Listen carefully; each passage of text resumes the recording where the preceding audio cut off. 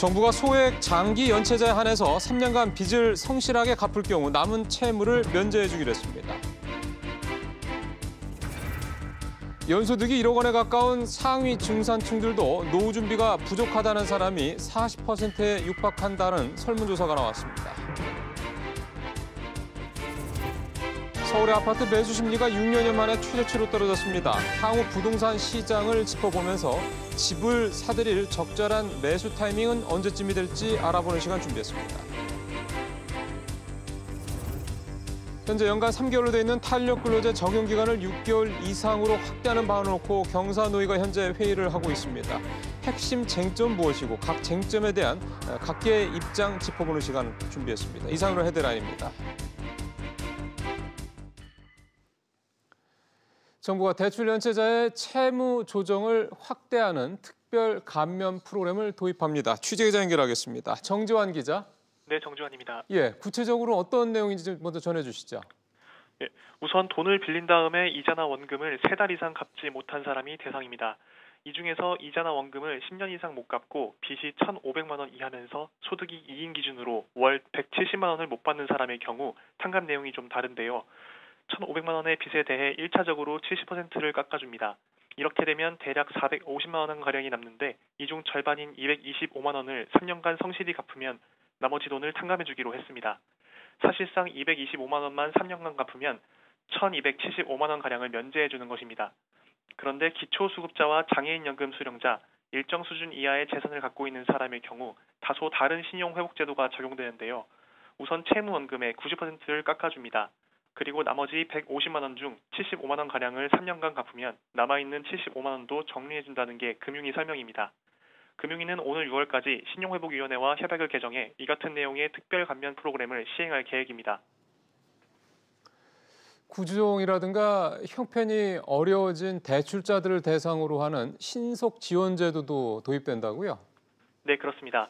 차주의 연체가 30일을 넘기면 신용등급이 떨어지고 연체 부담이 급속히 증가하기 때문에 금융위는 신용이 하락하기 전 미리 채무를 조정하는 연체위기자 신속지원제도를 도입하기로 했습니다. 실업을 했거나 입원 치료들을 받아야 하는 환자 등 대출 당시보다 소득이 크게 떨어진 차주가 대상입니다. 최대 6개월간 원금 상환이 유예되며 유예기간이 지난 후 최대 10년간 장기 분할 상환도 허용됩니다. 금융위는 개인 워크아웃의 채무 감면 범위도 확대하기로 하고 기재부와 협의하기로 했습니다. 지금까지 SBS CNBC 정주환입니다. 연소득이 1억 원에 가까운 이른바 상위 중산층들 역시 10명 가운데 4명은 노후 준비가 불충분하다고 생각하고 있다는 그런 설문조사 결과가 나왔습니다. 정윤영 기자가 자세히 말씀드립니다.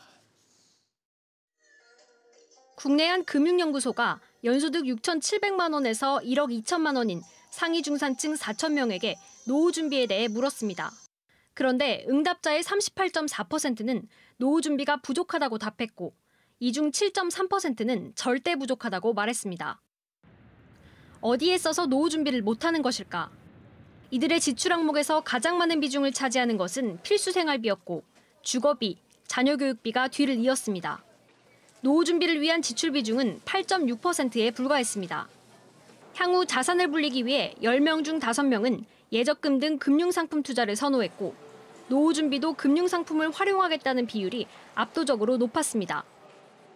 노후에는 장기간 동안 꾸준히 규칙적으로 돈을 받는 스케줄이 더 중요한 거잖아요. 그런 쪽으로 금융상품들이 거기에 맞게 특화돼서 개발이 되어 있다거나 세제 혜택들이 있으니까 그런 측면에서 더 금융상품을 선호하는 것 같거든요. 다만 금융회사의 자산관리 서비스를 받겠다는 의향을 나타낸 상위 중산층은 절반도 되지 않는 것으로 나타났습니다. 서비스에 대한 신뢰 부족과 서비스를 받기에 자산이 충분하지 않다는 생각 때문입니다. 금융사들로서는 곱씹어볼 대목입니다. SBS CNBC 정윤영입니다.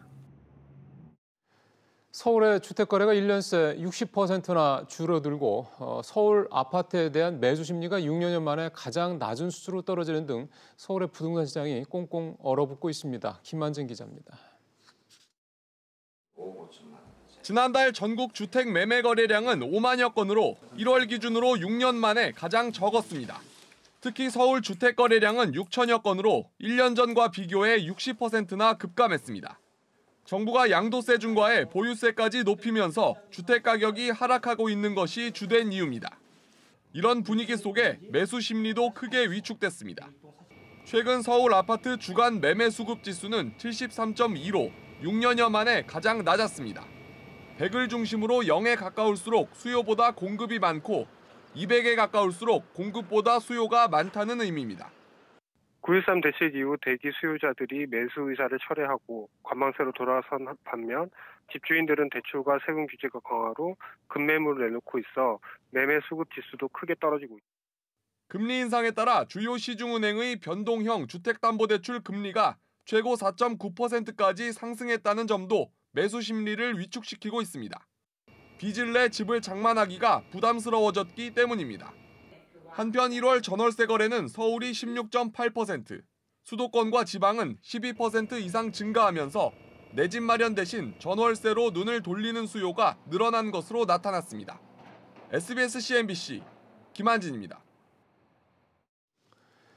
경제정의 실천 시민연합 경실련이 정부의 고무줄 공시가격 산정 때문에 수십조 원의 보유세가 덜 거쳤다라는 주장을 내놨습니다. 취재 연결해서 자세한 내용 들어보겠습니다. 오수영 기자. 네, 오수영입니다. 예, 경실련이 주장하는 이 덜 거친 세금이 얼마나 되는 겁니까?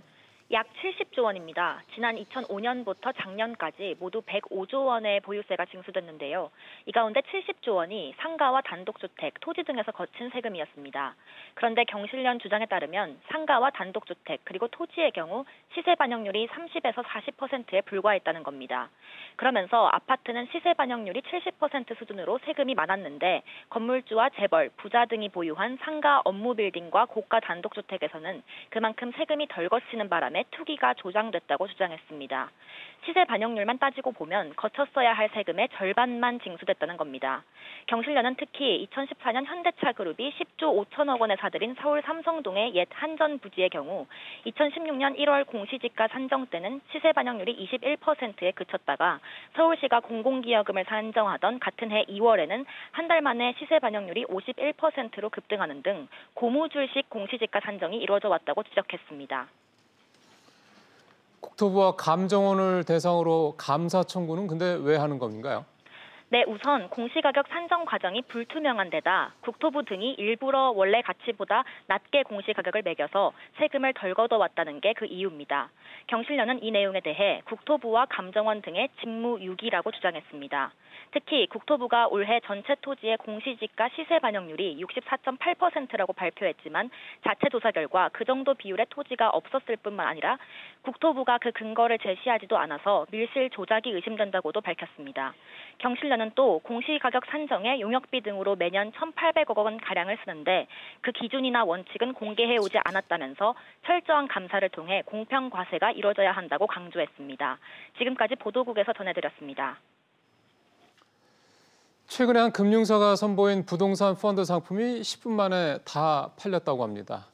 이렇게 적정한 위험을 감수하면서 적금 이자보다 더 많은 수익을 낼 수 있는 이른바 중위험 중수익 투자 상품들이 요즘 인기라고 합니다. 엄하은 기자입니다. KB국민은행과 KB증권이 선보인 부동산 펀드 상품입니다. 명동에 새로 들어설 호텔을 기초자산으로 해 일명 명동 부동산 펀드라고 불리우는데 판매를 시작한 지 10분 만에 완판됐습니다. 연 5%대의 수익률을 보장한다는 입소문이 났기 때문입니다. 최근 국내와 해외를 가리지 않고 부동산 투자를 기초로 한 펀드 상품들은 대부분 완판될 정도로 투자 열기가 뜨겁습니다. 일정한 투자 기간 동안 이제 안정된 그리고 또 상대적으로 높은 수익을 고정적으로 주는 장점이 있기 때문에 임대료 부분도 년 단위로 이제 계약을 하기 때문에 안정적으로 이렇게 수익률을 예측을 할 수 있는. 주식 시장은 불안하고 예금이나 적금은 여전히 금리가 낮다 보니 원금 보장은 되지 않지만 시중금리 이상의 수익을 올릴 수 있는 중위험 중수익 상품에 대한 투자 수요가 늘고 있다는 분석입니다. 채권과 부동산 투자 신탁 등에 분산 투자하는 인컴 펀드도 인기입니다. 안정적으로 연 4에서 6%의 수익을 올릴 수 있어 중위험 중수익을 쫓는 최근 투자 경향이 반영된 결과입니다. 한편 최근 고수익을 노리고 터키 채권 등에 대한 투자 문의도 늘고 있는데 전문가들은 투자에 신중을 기할 것을 당부했습니다. SBS CNBC 엄하은입니다. 예, 앞서 얘기 나온 이 중위험 중수익 상품에 대한 얘기 조금 더 자세히 해보겠습니다. 취재 기자가 나와 있습니다. 박규준 기자. 예. 이게 수익률이 어느 정도나 되는 겁니까? 네, 이 은행 예금에다가 맡기는 것보다도요. 최대 수익률이 한 3배 이상 높다 이렇게 봐야 됩니다. 예. 은행에 가시면 1년 정기예금 이자가 2% 안팎 수준인데 앞서 보신 것처럼 이 부동산 펀드라든지 신흥구 채권형 펀드 같은 경우에는 수익률이 상품에 따라서 1년에 5에서 7% 정도가 되거든요. 예. 이 부동산 펀드는 투자자 입장에서는 분기나 또 반기별로 배당을 받고요. 만기에는 원금과 이 마지막 배당을 함께 받는 그러한 구조가 됩니다. 부동산 펀드의 수익률을 좀 일반화해서 보면요. 표에 나온 것처럼 최근 1년 수익률이 8% 중반 수준인 반면에 이 주식형 펀드 같은 경우에는 이 보신 것처럼 최근 1년 새에 9% 넘게 좀 큰 폭으로 감소를 한 상황입니다. 이를 좀 견줘서 보면 요즘 같은 이 저금리 시대에는 부동산 펀드가 고수익 투자처다 이렇게 투자자들이 좀 보고 있는 상황입니다. 많은 분들이 관심 가지실 것 같습니다. 어디 가서 가입을 하면 됩니까? 은행이나 증권사가 판매처이기 때문에요. 가서 가입을 하면 되는데요. 예. 사실 그동안 이 부동산 펀드라는 건요. 일반 고객을 대상으로 하는 공모 방식으로 투자자를 모집하기보다는 이 돈 있는 사람들, 그러니까 이 고액 자산가들 위주의 사모 형태로 투자자를 모집을 해왔습니다. 그런데 이 사모펀드에 참여를 하려면 투자금으로 최소 1억 원 이상은 갖고 있어야 되기 때문에 이 일반 투자자들 입장에서는 이 부동산 펀드에 투자하기가 좀 부담스러웠던 게 사실이었습니다. 최근 들어서 공모 방식의 부동산 펀드가 좀 출시가 되고 있는 상황인데요. 최근에 2016년도 7월에 처음으로 출시가 됐고 최근까지는 분기마다 한 개 상품씩 출시가 되고 있는 상황이어서 이제 개인 투자자들도 수월하게 은행이나 증권사를 방문해서 가입할 수 있게 됐습니다. 이 공모 방식의 부동산 펀드 상품은 어느 정도 이상 투자해야 된다. 이러한 최소 투자금의 제한은 없는 상황인데 금융사에 따라서는 좀 다르게 최소 투자 금액을 설정하고 있는데 일반적으로는 500만 원을 최소 투자 금액으로 제시하는 상품들이 많습니다. 예. 중위험, 중수익, 그래서 이제 지금 우리가 수익 쪽 얘기를 좀 해봤고요. 근데 그 앞에 중위험 쪽 얘기를 좀 해보죠. 이거 어쨌든 투자 상품이니까 원금 손실에 대한 우려가 분명히 있는 거 아닙니까? 네, 맞습니다. 투자 상품이기 때문에 원금 손실을 볼 우려가 있다는 점을 투자자들 좀 유의를 해야 됩니다. 예. 이 부동산 펀드라는 게 이 건물 매각 차익으로 수익을 거둬서 그 배당으로 투자자들한테 좀 나눠주는 그러한 방식인데 산 가격보다 판 가격이 확 떨어지게 되면 원금 손실을 볼 수밖에 없는 그러한 상품 구조가 됩니다. 또 상품 만기도 3년짜리 또 5년짜리 이렇게 상대적으로 만기가 긴 편인데 원칙적으로는 중도 해지가 또 안 되거든요. 이 때문에 투자자 입장에서는 이 기간 동안에는 아예 돈을 묶어둘 생각을 하시고 여윳돈으로 투자를 하는 게 바람직하다고 전문가들은 조언을 합니다. 또 기본적으로 이 부동산 펀드는 투자 건물을 비롯한 이 해당 지역에 대한 이해도가 높아야지만 손실을 피할 수 있다. 이렇게 또 전문가들은 조언을 하는데 투자자들은 앞으로 이러한 점을 고려사항으로 또 기억해 둬야 될 것 같습니다. 잘 들었습니다. 예, 이른바 강성부 펀드로 불리는 행동주의 펀드 KCGI가 법적 다툼의 소지가 있는 문제로 한진칼이 주주 제한을 관련 규정에 따라 철회하지 않으면 소송도 불사하겠다고 밝혔습니다. KCGI는 지난달 31일 한진칼과 한진그룹의 지배구조 개선을 중심으로 한 주주 제안서를 발송한 바 있습니다. 대전지방노동고용청이 폭발 사고로 3명이 숨진 한화 대전 공장에 대해 특별 근로감독에 들어갔습니다. 노동청은 근로감독관을 비롯한 전문가 19명을 투입해서 28일까지 사업장 전체를 대상으로 안전보건 진단을 할 계획입니다. 매달 200만 원 이상 국민연금을 받는 수급자가 올해 20명 이상으로 크게 늘었습니다. 국민연금에 따르면 지난달 말 기준으로 월 200만 원 이상 수급자가 22명으로 집계됐고 최고액 수급자는 207만 6천 원을 받고 있었습니다.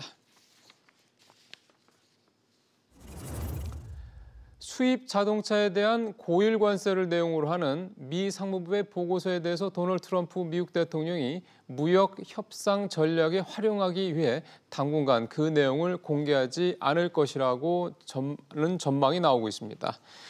로이터 등 미 현지 매체들은 미 상무부가 현지 시간으로 17일 자동차 관세 보고서를 백악관에 제출했지만 트럼프 대통령이 당분간 기밀로 유지할 것이라며 이렇게 관측했습니다.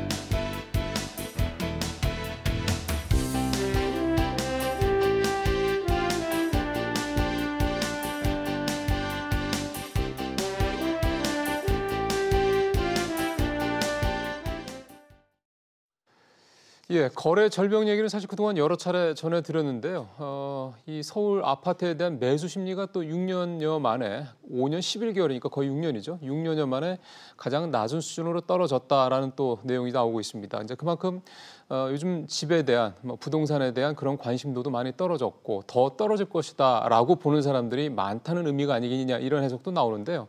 조금 더 자세히 좀 들여다볼 필요가 있을 것 같습니다. 그래서 오늘 한국부동산경제협회 한문도 회장 전화 연결해서 조금 세세하게 좀 말씀을 좀 들어보겠습니다. 회장님 안녕하세요. 네, 안녕하세요. 예, 오늘 나온 게 한국감정원에서 나오는 서울 아파트 주간 매매 수급 지수 요거던데 이름이 조금 다소 어렵긴 합니다만 이게 집을 사겠다는 사람들의 심리를 보여주는 지수라면서요? 예, 그렇습니다. KB국민은행 연구소에서 한 7, 8년부터 그 데이터를 내고 있는데요.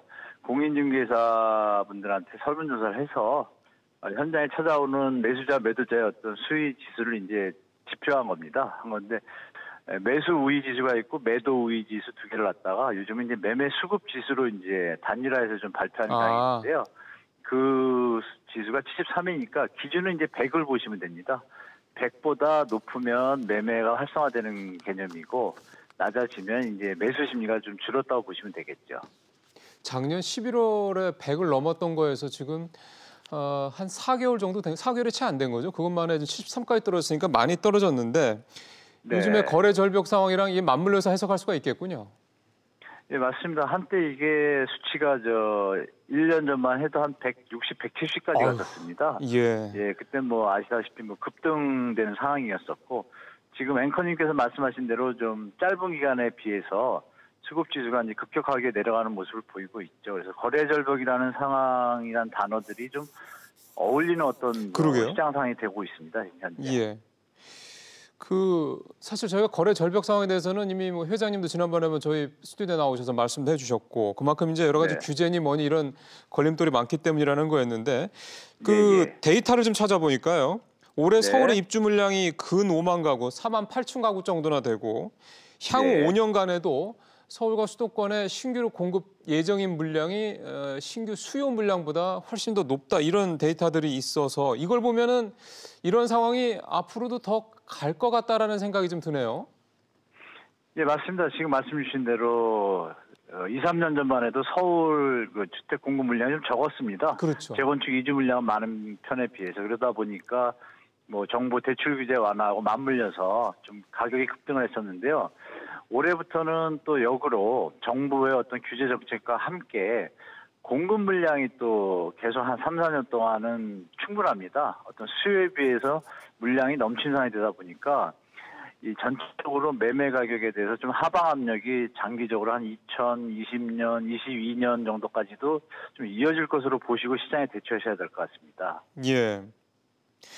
지금 현재 앞에 남아있는 변수가 4월 달에 공공주택 공시 가격이 있고요. 또 한 7월 정도겠죠. 내년도 세제 개편안에 이제 보유세가 얼마나 또 강화될 것이냐. 전반적으로 분위기는 좀 더 강화될 것이다라는 전망들이 많아서 그 두 가지가 그렇게 조금 더 시장에 좀 비친화적인 쪽으로 간다고 그러면 다주택자들 중에서 집을 좀 내놓겠다는 사람들이 좀 늘어나서 거래가 좀 더 일어나고 이럴까요? 그러기에는 아직은 이런 가격 하향 추세로 전환한 지가 이제 5개월 정도 됐는데요.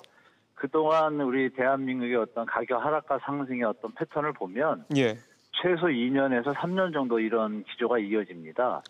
게다가 앵커님도 아시겠지만 이 주택 구매 핵심 연령이라고 하는 30에서 49세 분들이 인구가 앞으로 한 5년 동안 좀 마이너스 추세입니다. 그래서 줄죠.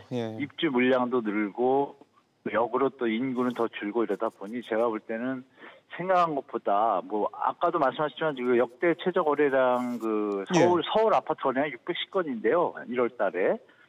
글로벌 금융위기가 2008년 11월에 있을 때도 한 1000건을 넘었었어요. 그래서 그때보다 적네요. 비교한다면 거의 글로벌 금융위기 이후의 어떤 거래량보다 적다라는 것은 우리 시청자분들이 시장을 너무 이렇게 편하게 보시면 안 되고 좀 심각하게 좀 고려하시면서 자산 관리를 하셔야 될 것 같습니다. 지금 말씀하신 대로 특히 자산 관리 측면에서 심각하게 보셔야 된다는 말씀은 일단 집을 갖고 있는 사람들 입장에서 봤을 때는 어떻게 하면은 이런 어떤 부분을 손실을 좀 줄이거나 이렇게 할 수 있다고 뭐 보면 되나요? 사실 1가구 2주택자분들 이제 갭 투자가 한때 유행했었지 않습니까? 그렇죠. 그분들이 이제 많이 이런 상황에 노출되어 있는데요. 정부에서 어떤 그 소유자의 어떤 입장이 아니라 예. 정부에서 그분들이 팔지 못하는 상황인 양도세 중과를 좀 유예적으로 한시적으로 좀 시간을 준다라면 그분들이 본인의 자산 관리에 맞춰서 대출이 많은 분들은 좀 처리하려고 할 겁니다. 그래서 그런 부분을 좀 급격하게 물량이 많이 나오면 안 되니까 예. 정부에서 좀 그런 출구 전략을 조금 그 다주택자분들한테 좀 제공한다라면 네. 연착륙을 원하는 정부의 의도대로 가지 않을까 좀 생각해 봅니다. 그러니까 지금 양도세가 사실은 다주택자들 같은 경우는 중과하고 있지 않습니까? 예, 그거를 맞습니다. 다주택자들에 한해서만 뭐 일정 기간 동안 이렇게 좀 한시적으로 완화해 줄 필요가 있다 이 말씀이신 거죠? 예, 그러다 보면 또 매수자들 입장에서도 가격 균형이 일어나면 시장이 좀 정상화 방향으로 좀 흘러갈 수 있겠죠. 알겠습니다. 그러면 이번에는 이제 집을 살려고 하는 사람들, 수요자 입장에서 얘기를 좀 해보면은요. 아까 회장님 말씀은 2, 3년 정도 이런 추세가 갈 수도 있다. 예년의 과거의 경험을 보면. 그거를 전제로 한다 그러면 집 살 시점은 당연히 2, 3년 뒤로 더 미뤄도 된다는 말씀이죠? 예, 투자자 입장에서는 그런 게 좀 적정하다고 봅니다. 그래서 지금 시장은 어떤 예전의 시장의 장밋빛 시장하고는 전혀 반대인 시장이기 때문에 좀 여러 가지 상황들을 고려하셔야 되고 또 글로벌 경제 상황도 같이 체크하셔야 됩니다. 그래서 만만한 시장이 아니기 때문에 투자하시는 분들은 제가 볼 땐 당분간 2, 3년 정도는 관망하시는 게 더 낫지 않을까. 내 집 마련하신 분들은 뭐 어떤 기회비용에 있어서 내 집을 마련하면 뭐 다른 사업을 할 수 있는 편안한 상태가 되니까 내 집 마련은 없지만 투자의 개념에서는 조금 주의하는 게 좋을 것 같습니다. 알겠습니다. 회장님 말씀 잘 들었습니다. 고맙습니다. 네네, 감사합니다. 네, 한국부동산경제협회 한문도 회장과 얘기 나눠봤습니다.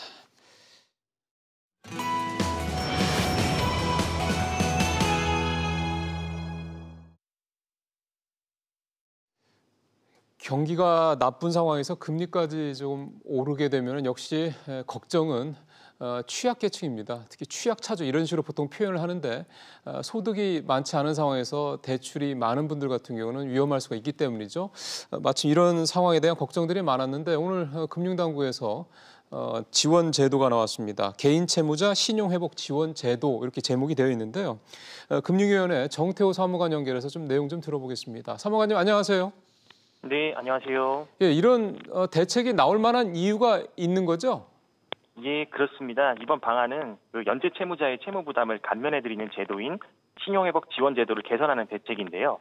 기존의 신용회복위원회의 채무 조정은 연체 30일이 경과하지 않거나 상환 가능한 소득이 거의 없는 저소득층은 이용하지 못하는 한계가 있었습니다.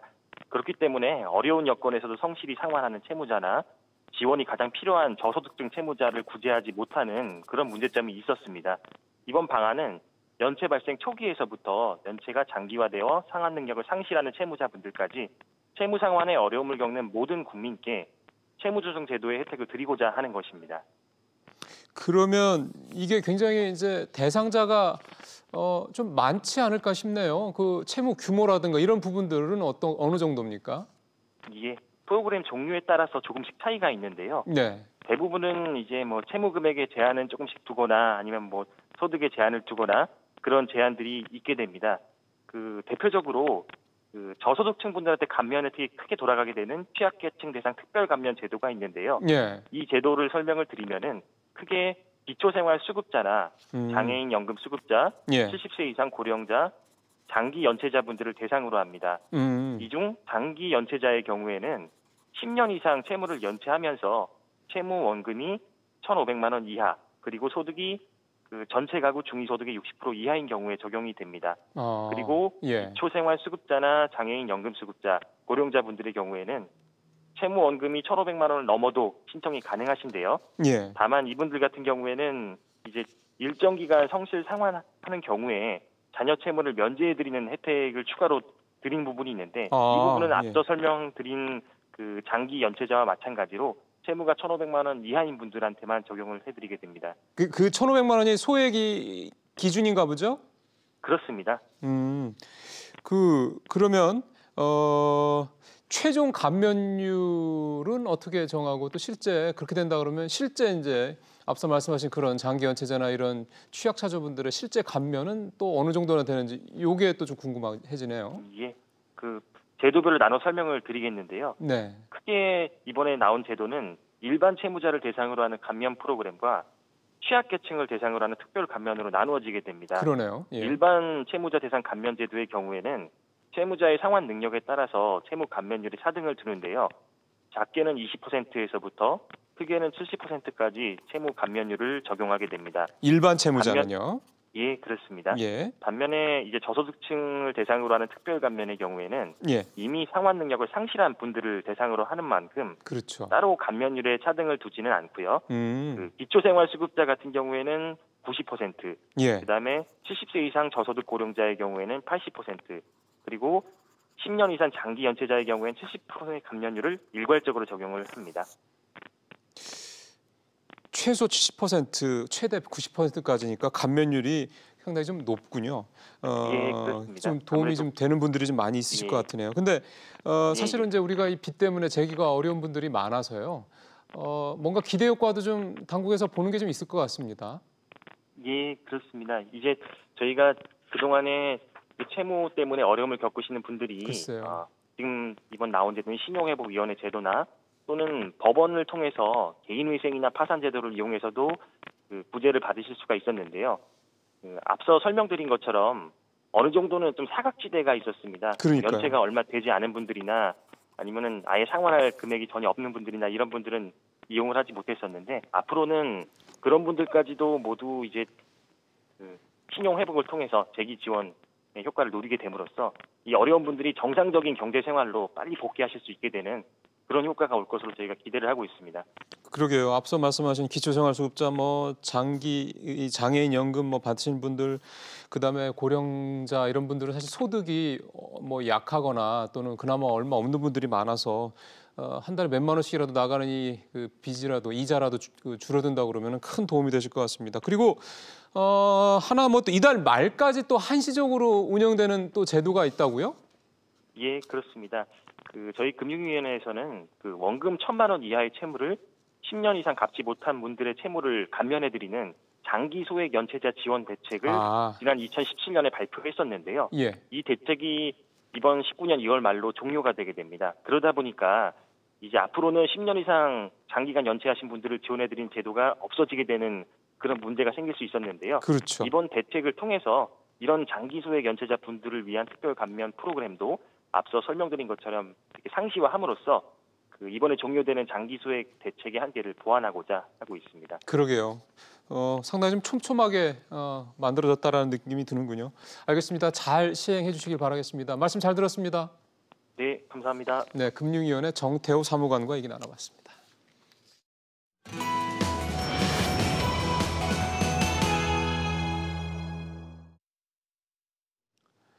주말이나 오늘 아침에 택시 타신 분들도 많으시죠. 저도 택시를 한 2번 탔었는데 이렇게 돈을 낸 다음에 이제 추가로 그 표가 있더군요. 거기에서 이제 해당되는 금액에 이제 추가 요금을 내는 이제 그런 상황이 됐었는데 택시 요금이 좀 많이 올랐습니다. 실질적으로 한 15%, 20% 얘기도 좀 나오고 있고요. 근데 버스 요금도 또 오른다고 그러고요. 요즘에 가공식품 가격도 또 올라서 전체적으로 연초부터 좀 이 물가에 대한 특히 장바구니 물가, 이 생활비에 대한 부담이 좀 커지고 있습니다. 한번 쭉 살펴보겠습니다. 가톨릭대 양준석 경제학과 교수 전화 연결하겠습니다. 교수님 안녕하세요. 안녕하세요. 예, 택시 요금은 16일 새벽부터인가죠? 예, 새벽 4시서부터 올랐죠. 네, 보니까 이번에 기본 요금도 올랐고 시간 요금 또 거리 요금 이게 병산 요금까지 다 올라서 전체적으로 택시 요금이 예전보다 얼마 정도 올랐다라고 이해를 하면 될까요? 예, 지난 마지막으로 요금이 올렸던 데를 비교해서는 한 50% 좀 58% 정도 올랐다고 보고 있는데요. 네. 그런데 요게 물가 상승률 보면은 뭐 물가 상승률 그 마지막 올렸던 그때하고 비교하면은 한 5% 정도 올랐지만은 그렇지만은 택시 요금은 뭐 58% 올랐기 때문에 좀 많이 올랐다고 볼 수도 있지만은 그렇지만은 또 요거 최저임금 인상하고 비교했을 때는 최저임금 인상률의 반이 좀 안 됩니다. 그렇게 해서 그런 면에서 본다면은 또 오르지 않았다, 그렇게 기사님들이 좀 생각할 수가 있겠죠. 그러게요. 미터기가 근데 바뀌질 않아서 저도 좀 그 택시 요금 낼 때 조금 불편하던데 요거가 좀 혼란이 좀 당분간 있을 모양입니다. 예, 미터기를 교환하는 게 아무래도 이렇게 빨리 교체하는 게 뭐 쉽지는 않은 작업이니까요. 그런데도 좀 혼선이 좀 있었던 것 같습니다. 담당 공무원이 나와서 이제 그 기기를 교체하는 걸 인증을 해야 되는데 시간 조절이 좀 잘 안 돼가지고선 상당히 기사님들이 그 미터를 고친다고 좀 오래 기다려야 됐다는 신문 기사들이 나오고 있네요. 이런 문제를 피하기 위해서 지금같이 그 기계식 미터기를 앱 쓰는 기기로 바꿔야 된다는 그런 얘기가 있지만은 그 앱 기기로 바꾸려면은 또 규제하고 법을 바꿔야 되기 때문에 뭐 규제 샌드박스로 추진한다고 하네요. 그러게요. 뭐 택시 요금을 물론 뭐 자주 올리는 건 아니긴 한데 올릴 때마다 항상 이 미터기가 바로 조정이 안 돼서 이용자들 또 기사분들 불편하다는 얘기가 좀 또 반복되는 건 좀 이건 조금 아닌 것 같다는 생각이 좀 드는군요. 근데 택시 기사분들 얘기를 들어보니까 매번 택시 요금 오를 때마다 손님들이 좀 한동안이긴 합니다만 좀 많이 줄어서 좀 부담이 된다 뭐 이런 얘기를 또 하시더라고요. 이번에도 좀 아무래도 그런 영향이 좀 있겠죠? 예, 그 기사님들 얘기로는 한 6개월 정도는 좀 손님들이 좀 떨어진다고 얘기하는데요. 그런데 그것도 어느 정도 이해할 수 있는 게 뭐냐 하면은 우리가 매년 요금을 조금씩 올리는 게 아니라 한꺼번에 몰아서 요금을 올리니까. 그러니까 처음에 이 요금이 올라갈 때는 상당히 큰 쇼크됩니다. 그렇게 되니까 소비자들은 택시를 타고 싶은 마음이 많이 좀 줄어들 수밖에 없죠. 그것도 사실 그런 면에서 본다면은 뭐 우리가 물가를 잡는다고 해가지고서 오랫동안 가격을 변하지 않게 하다가 갑자기 많이 올리는데 차라리 그럴 바에야 뭐 1년에 조금씩 올리는 게 오히려 더 낫지 않을까, 좀 그런 생각이 듭니다. 뭐 매년 올리면은 사실은 물가 인상분이 반영하면 좋긴 한데 그때마다 또 미터기 또 고치려고 이 법석을 또 펴야 된다고 그러면 사실 그것도 좀 그렇긴 하네요. 근데 이게 사실은 택시 요금이 오르면 개인 택시를 운영하시는 분들은 사실은 뭐 바로 올라간 만큼의 그 수익이 더 이제 보장이 되는 건데 법인 택시를 모시는 기사분들은 꼭 그렇지는 않다면서요? 그렇죠. 그 입사금이라는 게 있으니까요. 아무래도 그 회사도 역시 또 돈을 벌어야 되니까. 그런데 지금 현행 제도에서는 그 기사님들이 번 돈 중에서 한 10 내지 15만 원 정도를 회사에 납부해야 되니까 그 이상을 벌어야지 이제 기사님들의 소득이 생기는 셈이죠. 그래가지고서 월급제를 도입해야 된다는 이야기도 많지만은 또 월급제 문제는 회사가 기사님들을 잘 관리를 할 수가 없으니까, 그러니까 이 기사님들이 열심히 뛰어서 돈을 번다, 그런 그 보장 제도가 지금 현재는 없다는 거죠. 그래가지고선 이걸 어떻게 나눠야 될까, 이게 상당히 좀 민감한 부분이 될 것 같습니다. 그러게요. 사실 이제 그 부분은 이제 뭐 여러 가지로 좀 깊게 들어가야 될 문제여서 이 정도까지만 여쭤보겠습니다. 근데 교수님, 뭐 시외버스, 광역 급행버스 다 요금 오른다면서요? 이것도 역시 물가 상승률보다는 좀 높게 올라갑니다만 아까 얘기했지만은 그 최저임금 인상보다는 훨씬 더 작고요. 그 다음에 또 역시 이러한 그 대중교통 같은 경우는 그 노동비의 비중이 상당히 높거든요. 그렇게 되니까 이게 그 최저임금이 오르면서 뭐 다른 임금도 덩달아게 오르면서 뭐 임금이 그 가격이 오를 수밖에 더 없을 것 같습니다. 만약 가격이 오르지 않고 인건비만 오른다면 뭐 회사를 운영할 수가 없죠. 교통비도 사실 그런데 근데 이런저런 또 생활 물가도 좀 뭐 오른다고 그러는데 혹시 요즘에 어떤 거 보고 계셨습니까? 지금 소비자원에서 좀 재미있는 통계가 나오고 있는데 사람들이 많이 사는 30개의 물건들, 주로 이제 가공식품류죠. 그런 가공식품류를 보면은 우리가 지금 통계청에서 나오는 소비자 물가 지수는 지난 1년 동안 0.8% 올랐는데 예. 그런데 요 30개 제품은 한 달 동안 0.2% 그러니까 1년 기준으로 본다면 한 2.5% 오른다고 합니다. 그렇게 되니까 우리가 많이 자주 사는 상품의 가격은 2.5% 올라가니까 통계청에서 소비자 물가는 그것보다 더 큰 그렇죠. 250개 물건들을 잡고 있으니까요. 예. 그러니까 거기에 따라서 괴리가 따를 수밖에 없죠. 그리고 또 한 가지 문제는 우리나라 그 식품 물가가 구정하고 그리고 추석 전에 굉장히 많이 올라갔다가 그게 끝나면은 그렇게 많이 올라가지 않든지 아니면은 조금 떨어집니다. 예. 그래가지고 지금 우리가 이제 구정을 겪게 되니까 1월 물가가 상당히 높이 올라갔다고 볼 수밖에 없는 거죠. 그러게요. 어쨌든 사실 소득이 우리가 사실은 별로 그렇게 많이 안 늘고 있는 상황이다 보니까 이게 뭐 벌써 오래됐죠. 그러다 보면서 이렇게 물가가 오르게 되면 어쨌든 그 소비자들 입장에서 봤을 때는 여러 가지로 좀 위축이 될 수밖에 없을 것 같습니다. 이건 근본적으로 이제 소득이 더 많이 오르느냐, 가격이 더 많이 오르느냐 거기서 좌우될 것 같은데 여기서 네. 상당히 큰 문제는 빈부격차죠. 그렇죠. 요즘 소득이 많이 올라가는 측은 주로 이제 벌써 소득이 많으신 분들인데 그런데 그런 분들은 소득이 많이 올라가도 소비는 거기에 덩달아서 많이 올라가진 않거든요. 거기에 비해서 소득이 낮으신 분들은 그 물가보다 소득이 덜 올라가니까 아무래도 그 지갑이 너무나 얇게 보일 수밖에 없죠. 그러게 말입니다. 알겠습니다. 교수님 오늘도 말씀 잘 들었습니다. 예, 고맙습니다. 예, 가톨릭대 양준석 교수와 얘기 나눠봤습니다.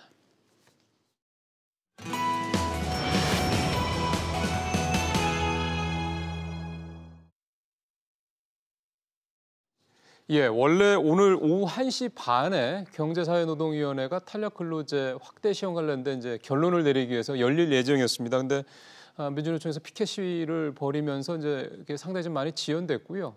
저희 프로그램 시작 직전이죠. 오후 4시에 이제 그때부터 회의가 시작이 됐습니다. 뭐 원래도 1시 반에 했어도 아마 지금까지 결론 나기 힘들었을 만한 사실 민감한 내용이기 때문에 이제 시작했으니 뭐 언제 결론 날지는 모르겠습니다. 일단 오늘 저희는 단국대 김태희 교수님 모시고요.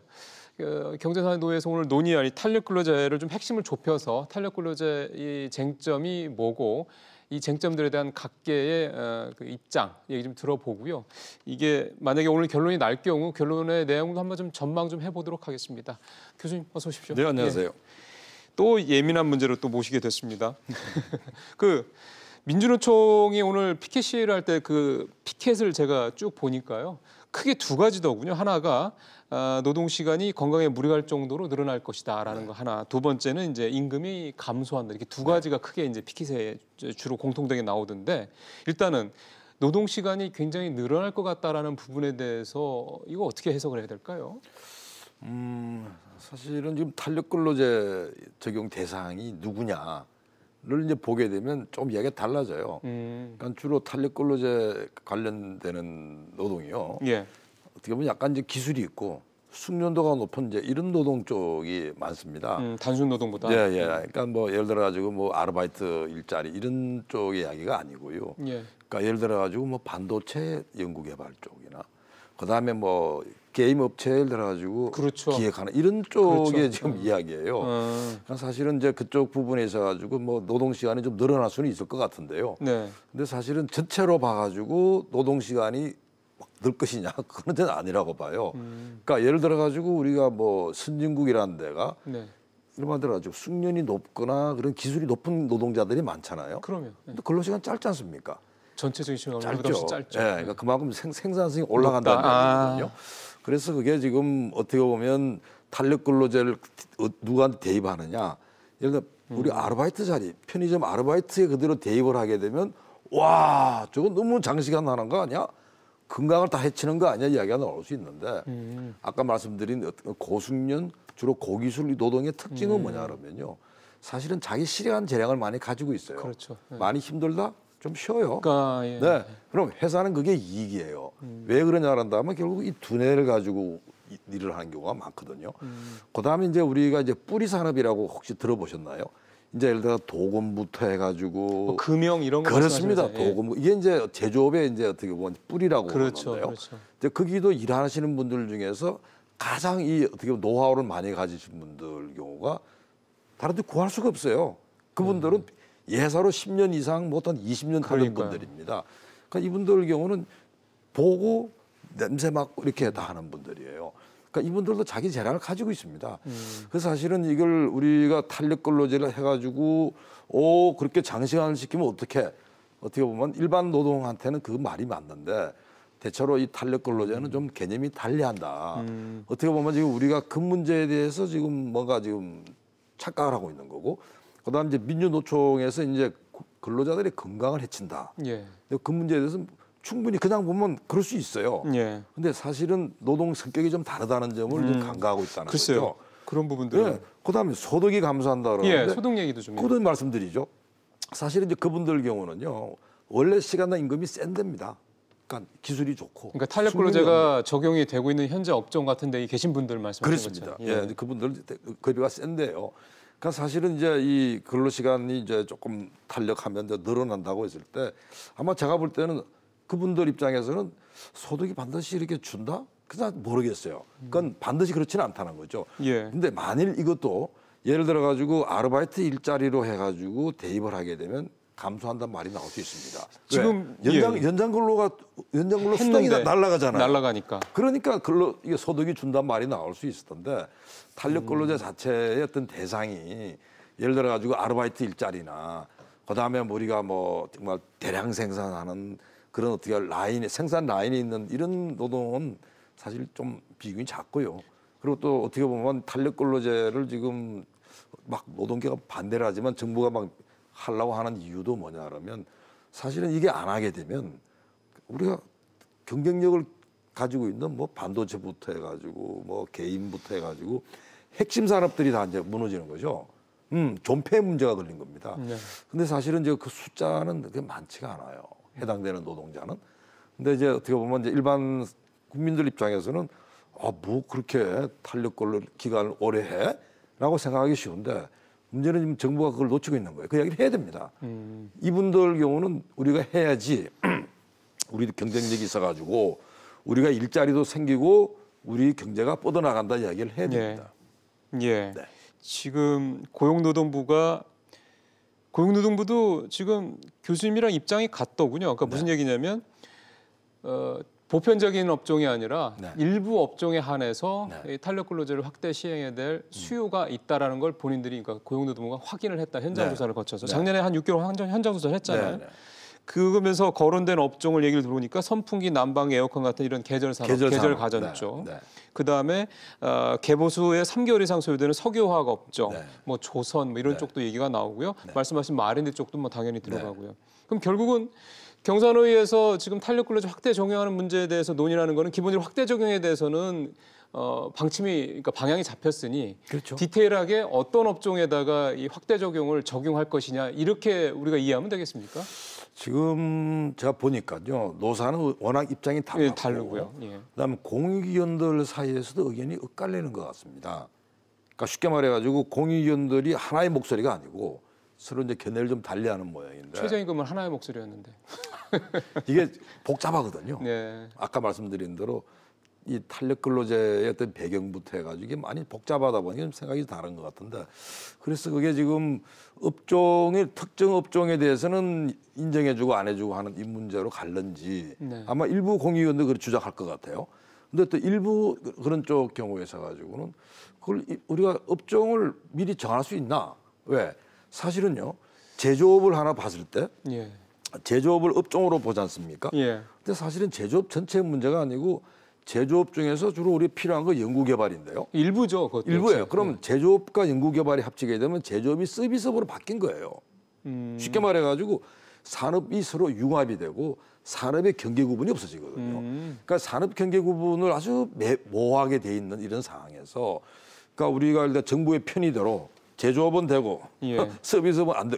이런 식으로는 갈 수 없을 거라는 거죠. 그렇게 그러니까 굉장히 좀 경직되게 그러니까 유연하지 못하게 적용하면은 더 큰 문제가 날 수 있다. 이런 말씀이 되는 건데. 그렇습니다. 제가 볼 때는 이제 공익위원들이 아마 관점들이 좀 다르리라고 보는데요. 제 개인 생각은 뭐냐 그러면 전체로 이렇게 업종을 다 퉁치면 어떤 문제? 퉁친다는 표현보다는 죄송합니다. 적용을 하면. 그러니까 업종 전체를 다 이렇게 적용을 해버리게 되면 아까 말씀드린 대로 예를 들어 가지고 지금 AI 자동차 같은 경우는 제조업이면서도 또 IT 산업입니다. IT 산업이죠. 그러니까 굉장히 어떻게 보면 지금 그러니까요. 모호한 영역들이 많아가지고 지금 특히나 그런 산업들이 굉장히 많아지고 있는 거잖아요. 그게 어떻게 보면 경제 발전이고 또 새로운 어떤 이 경제 모습이거든요. 근데 이거를 담아내려 그런다라면 과거의 어떤 기준으로 따라서 업종을 이렇게 하기가 좀 어려움이 있을 거다 저는 이렇게 보고 있습니다. 예, 세상은 21세기인데 지금 우리가 이 대고 있는 이게 맞냐 안 맞냐를 그 대는 그 잣대는 20세기 잣대를 갖다 들이대고 있으니 바로 봅니다, 지금 교수님 말씀하신 대로 너무 이게 좀 양쪽 노동계도 그렇고 재계도 그렇고 서로 간의 입장이 너무 이렇게 경직되게 서로 평행선만 달리는 상황이 좀 발생을 하고 있는 건데 제가 작년에 자료를 하나 좀 찾아보니까 이게 작년 10월에 노동연구원에서 나온 자료인데 우리나라 5인 이상 기업 2,400곳을 대상으로 탄력 근로 시간제를 활용하고 있는 부분에 대해서 물어보는 얘기를 보니까 탄력 근로제를 현재 도입한 기업들의 75% 정도는 우리 그냥 주 52시간제로 바뀌어도 6개월까지 안 늘려도 그러니까 현재 3개월 내에서 그럭저럭 해나갈 수 있다라고 답을 했다는 얘기가 나오더라고요. 그러니까 저는 이 얘기를 드리는 이유가 말씀하신 대로 옛날처럼 이렇게 경직되게 적용할 수 없는 세상인데 지금 정부가 생각하는 거나 노동계나 기업은 이거를 너무 경직된 방식으로 자꾸 접근하는 게 아닌가 싶어서요. 정말 정확한 지적이세요. 사실은 우리 기업이 뭐 어떻게 보면 뭐 일반적인 그런 기업이 있는가 하면은 그 특수한 그런 기업들이 있는데 그 특수한 기업들이 부가가치가 높습니다. 그러면 그럼 그 특수한 기업들 경우는 전체의 일부라 그래가지고 그거를 그냥 무시할 수는 없는 그런 상황이에요. 그래서 사실은 이제 이 탄력 근로제 문제라고 하는 게 조금 이 최저임금제랑 달라가지고 최저임금제는 자영업 하시는 분들 다 피부로 오는 문제거든요. 근데 이 탄력 근로제 경우는 좀 사안이 양이 아니고 질에 관련된 문제가 돼가지고 사실은 이 자칫하게 되면 이 그 속성을 모르고 하기 쉽다 이런 문제가 있습니다. 그러니까 사실 어떻게 보면 본말이 전도돼서 논쟁 아닌 논쟁만의 논쟁이 될 가능성도 있는데 실제 노동계 생각하는 임금이 준다든가 과로가 늘어날 수 이런 문제에 대한 대안으로 뭐 안전망 확대라든가 또는 어떤 근로 시간을 정부 차원에서 좀 이렇게 제한을 하게 하는 뭐 그런 식의 좀 디테일한 부분을 조정을 하면 되지 않겠냐 이런 얘기도 있어서요. 결국은 이 탄력 근로제 문제가 교수님 말씀하셨던 그런 선에서 본다고 그러면 비교적 최저임금보다는 조금 더 해법을 찾기가 좀 낫지 않을까 싶네요. 노사가 그렇게 싸울 일도 아니라고 봐요. 이 문제에 대해서 조금 이 사안을 냉정하게 들여다보면요. 노사가 둘 다 윈윈할 수 있는 이런 사안이거든요. 그래서 조금 이 뭐 그런 걱정들, 건강에 대한 걱정이나 소득 감소에 대한 이런 부분들은 결국은 법의 문제가 아니고요. 근로시간 제도 운영에 관련된 부분입니다. 운영을 현명하게 하게 되면요.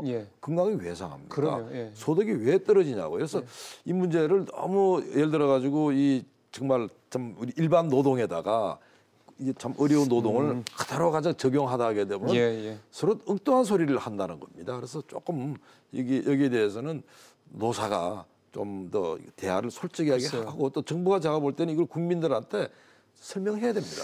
지금 국민들이 지금 이해를 저도 그 생각이 듭니다. 못하고 있습니다. 이 문제를. 지금 왜 탄력 근로제가 필요하냐에 대해서 대부분의 사람들은 뭐 그 정도면 되지 않아 생각할지 그리고요. 교수님 말씀하신 대로 이게 사실 적용되는 게 그렇게 보편적이지 않은데 업종이 사실 제한적이고 그 업종에서도 또 일부 쪽인데 이게 마치 최저임금처럼 전체 노동계나 전체 재계에 다 골고루 영향을 미치는 것처럼 약간 확대 해석이 돼서 조금 과하게 논쟁이 벌어지게 하는데 사실 뭐 그 말씀이 딱 정답인 것 같습니다. 제가 볼 때는 최저임금제랑 사안이 많이 다른 부분이에요. 그래서 이거를 어떻게 보면 이제 우리나라 경제든 경쟁력에 대한 부분이나 뭐 이런 핵심 문제로 이렇게 가면 좋겠다는 생각이 듭니다. 그러니까요. 조금 기대감을 갖고 한번 좀 지켜보겠네요. 오늘 말씀 잘 들었습니다, 교수님. 감사합니다.